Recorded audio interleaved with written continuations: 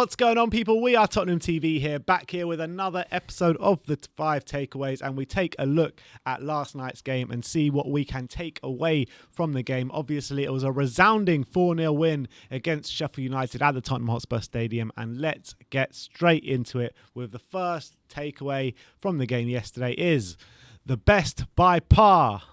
The best by par. I wonder if you can guess who this is about. Gareth Bale. He was on top form yesterday with a scintillating hat-trick. All 3 goals are showing off his variety of finishing with confident ease, all on his left foot, but all absolutely fantastic finishes.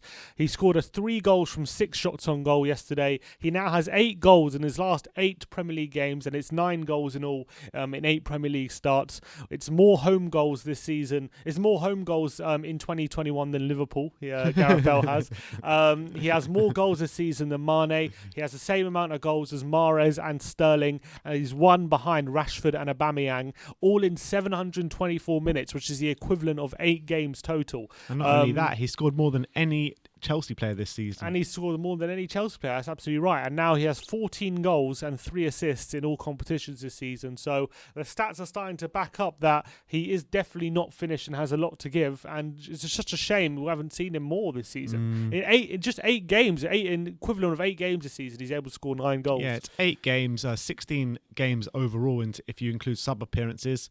And look, I've been saying... I'm saying minutes-wise, it's equivalant of 8 games. Oh, right. Is that right? Yeah, that's what I'm saying. Minutes-wise, that's games. mad. That's mad stats. Minutes. It really is mad stats. And it shows that he's a cut above a lot of these players in the Premier League. It shows that he's still got the world-class attributes to his game. Yeah, maybe he can't go up and down the wing like he used to, but I think it's a no-brainer to keep him on for next season. I really do. And especially if we do kind of develop a way of playing where we're keeping a lot of possession and we're getting closer to the final third, like he's the perfect player you want in those kind of positions who can unlock the door or hit a goal, hit a shot from 25 yards or whatnot. So I'm looking forward. I'm looking forward to the end of the season. Hopefully we keep him on. Yeah, completely agree with that. Let's move on to number 2, and the second takeaway from the game yesterday is that dogged Dele. Yeah, he put in a strong performance yesterday. It wasn't maybe the best on the ball, but off the ball, it was really, really encouraging. He had 3 completed tackles, which was the most on the pitch. He made 2 interceptions, which was also the most on the pitch, and he completed 3 dribbles, which was the second most on the pitch, just behind Harry Kane, who had 4.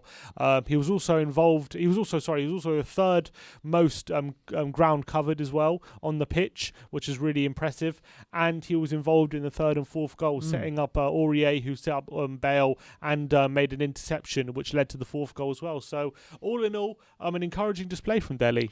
Yeah, you know what? There were a lot of people in the comments section in our watch along last night saying Dele wasn't having the best of games, blah blah blah. But then on the flip side, there were a lot of people saying that they were impressed with him. I remember we had a chat during the game last night, and I think we had a bit of a difference of opinion of how he was playing yesterday. But in terms of his quality on the ball, yeah, it was sometimes found wanting yesterday. But I thought that effort and application and desire he showed on that pitch was exactly what we're looking to see from Dele, and we want to see on a consistent basis from Dele. But in terms of his general performance yesterday, I was happy with it, and a nice little cheeky nutmeg in there as well. Exactly. Hopefully his confidence is getting back. Yeah, exactly. Let's move on to the third takeaway, and that is defending different. Yeah, so we have spent a lot of time defending in our own defensive third this season, Tottenham, which has led to a high amount of tackles and being made in our own defensive third. A lot of different works and clearances and things like that. Well, yesterday we only made 2 tackles in our own defensive third, which is our second lowest tally of the whole season. Was also the 4th lowest amount of times we've put pressures in our own defensive third as well. So it was very low. And however, it was the 4th highest amount of pressures we did in the opposition's attacking third, and it was also the 3rd highest amount of interceptions we've done throughout the whole season. So we're defending in a different kind of way, higher up the pitch, more aggressive way as well, and that showed by the amount of times we penned Sheffield United inside their own half and didn't allow them out. And it just showed a different way of defending to what we'd been used to for a lot of the maybe over the time with Jose Mourinho. Yeah, and I think it's something that we've been calling for. We've been calling for not to let this defence come under too much pressure, because we know what happens when this defence is put under a bit of pressure, and defending starts from the front, and that's exactly what we're showing right now. So that was great to see. And fourth takeaway. There is a house in White Hart Lane, but the house of the rising sun. Yep. He was back to his confident best, I felt, yesterday. He was much more involved than he had been in recent games, and he made 6 key passes on the pitch, which is 3 higher than anyone else on the pitch, which is really impressive and showing how involved he was in creating chances and setting things up. He obviously had a goal ruled out before getting on the score sheet himself later in the game. Which was a really clinical finish, by the way. The one that got ruled out. Yeah, really clinical. Really nice play in on goal and a really confident finish in the near post, which the keeper had no chance, but unfortunately it was just her armpit offside. You always back Son to score 1-on-1, don't you? Always. He has that confidence about him, that composure. The assist he made was absolutely fantastic on the counter attack from a corner, holding off 2 players and then playing Bale through on goal with a inch perfect through ball, and Bale was able to go through and score. That was the first time he has scored in consecutive games since October. Wow, which is a long time ago. Which is maybe a bit telling. He now has 3 goals in his last 4 games after going 8 games without a goal. He now and in the league he has 16 goals and 10 assists, which means he's the first player to score 10 goals and to get over 10 goals and 10 assists in the last 2 seasons. No other player has done that so far over the last 2 seasons. So Son's getting back in the groove, which is encouraging. Yeah, for the last few games. Yeah, very encouraging, and let's hope he gets into the groove with his pen as well and puts that signature on the dotted line. I mean, that's what the main thing is. I mean, we really need him to sign a contract. I mean, desperately. I mean, if we lose Sonny this summer, I don't know how we replace him. I really don't. I mean, it's a bit similar to Harry Kane. Probably Harry Kane's a bit of a level above, but I think that both of them, we're going to find it extremely hard to replace them. Could we be looking at the reality of not having Kane, Son, or Bale next season? I mean, it's definitely... Look, in terms of those 3, I think Kane is likely to stay. I can't see anyone affording Kane this summer. Son is the one which I'm most worried about because his contract is running out 2 years to go. With Gareth Bale, I think that... Look, with the stats he's produced this season, it's a no-brainer to take him on for the second season. It really is. And I think Daniel Levy will look at that and probably want to take him on, seeing as he sells a lot of shirts, Gareth Bale. That's true. So, look, that is the 4th takeaway. Let's move on to the last and final takeaway, and that is the final stretch. Yeah, so 3 points, and so we'll just look at where that leaves us in the table and what it leaves us fighting for. So we've got 4 games left, 12 points to fight for now. We've got Leeds, Wolves, Villa and Leicester, which is it's interesting because they're not easy games in terms of opposition, but also they're teams who have nothing to play for. So in that sense, it's good, but it's not sense in terms of we're not playing Burnley or Crystal Palace or teams like really low down the table. It's kind of like teams in between like 9th and like 13th really that we're playing, except for Leicester. When you look at those oppositions, Leeds, they're actually not playing too bad at the moment, but you never know which Leeds are going to turn up. And I think if we concentrate on our game, I think we beat Leeds. Wolves, I mean, they seem like they're on holiday already.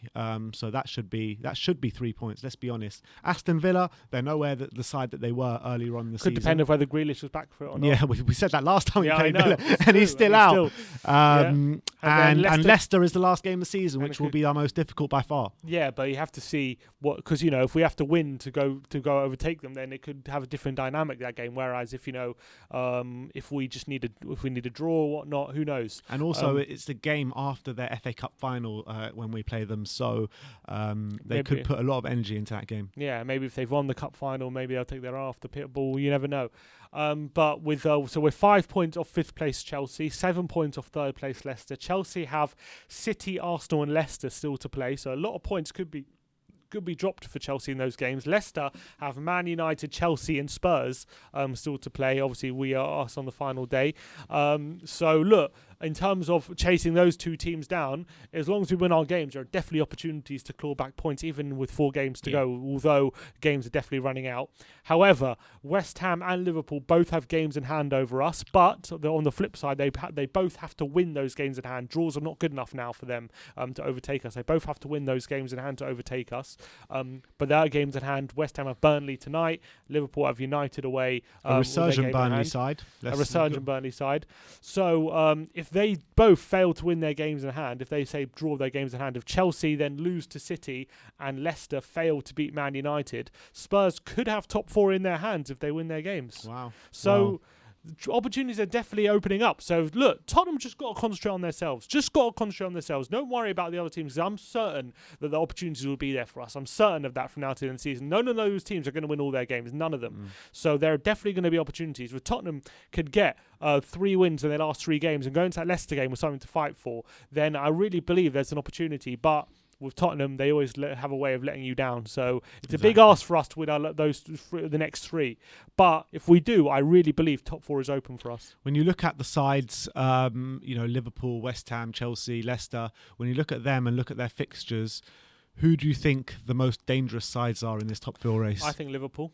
I think Liverpool have the easiest fixtures for me. I think apart from they got Man United. If they get a win in that game, then they really have a decent. I know they just drew to Leeds and they just drew to Newcastle, but they got Southampton, West Brom, Burnley, and Palace, which are all teams which are not really fighting for anything, apart from maybe West Brom, but they probably will be relegated by then.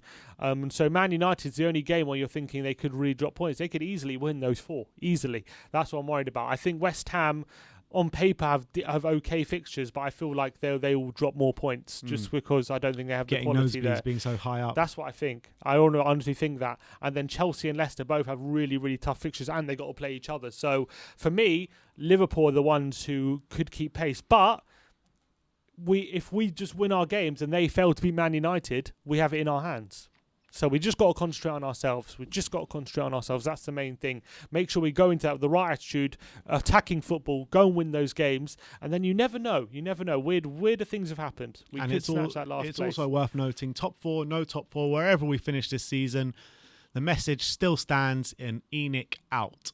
And that protest on the 15th is still going down no matter what we do on the pitch. And it's important to remember that.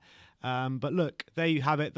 Those are our 5 takeaways. We spoke about the best by par, dogged Delhi, defending different, the house of the rising sun, and the final stretch. Let me know if you have any other takeaways in the comment section below. Tottenham 4, Sheffield United 0. Like, subscribe, and comment. And as always, come on you Spurs.